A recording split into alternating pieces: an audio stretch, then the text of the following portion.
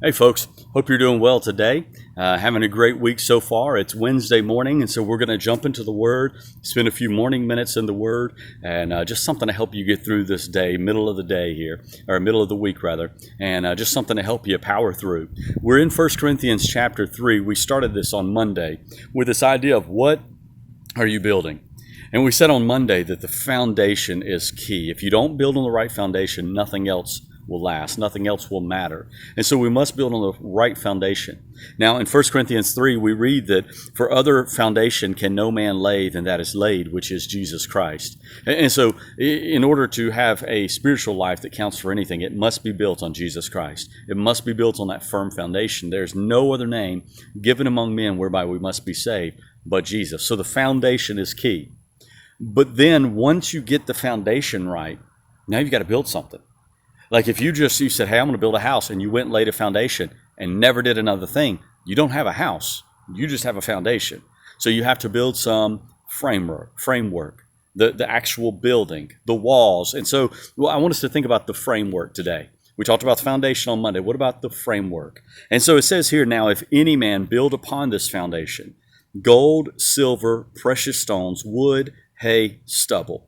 Every man's work shall be made manifest, for the day shall declare it, because it shall be revealed by fire, and the fire shall try every man's work of what sort it is. I want you to think about, what are you building on that foundation?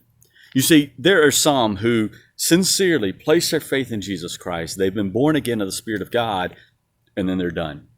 And they're like that, you drive by a property and it's just a foundation, there's nothing on it. And that's what their life looks like.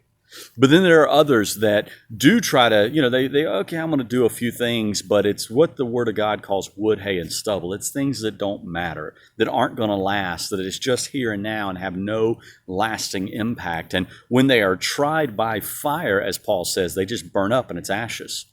But then there are other things that people do that we read about as gold and silver and precious stones, these things that have eternal impact, the things that matter. What are some examples of these things? Hey, serving God in witnessing to other people and being a good testimony. These are things that matter, things that last.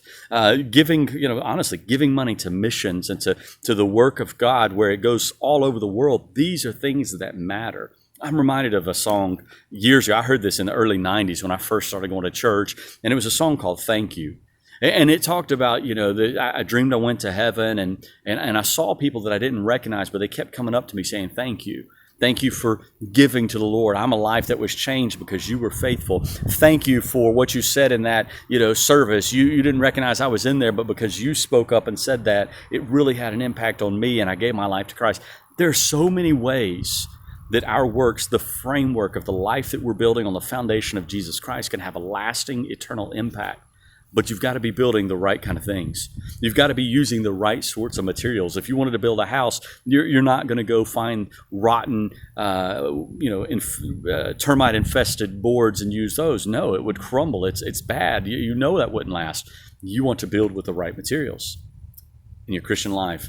You want to build on that foundation using the right materials. You want to be someone that when you get to heaven, everything you've done for him, it has lasted. And he's able to say, well done, my good and faithful servant. You're able to meet people in heaven that you don't even know because you've been faithful to give and to serve and to do what you're supposed to do and build on that foundation using the right materials, the right framework. And so I want you to examine your life and ask God, help me to see, am I building something that's going to last? Or am I just building something for myself? Am I just building something to gain attention for myself? Because we all need to be striving to build something that's worthy of the glory that God has shown us in His Word that He has. And we need to build something that's worthy of the love that He has for us. All right, I hope you guys have a great rest of the day. I'll be back here on Friday with you again, looking at what are you building. We've looked at the foundation, looked at the framework. Now we're going to look at the finish. I'll see you on Friday.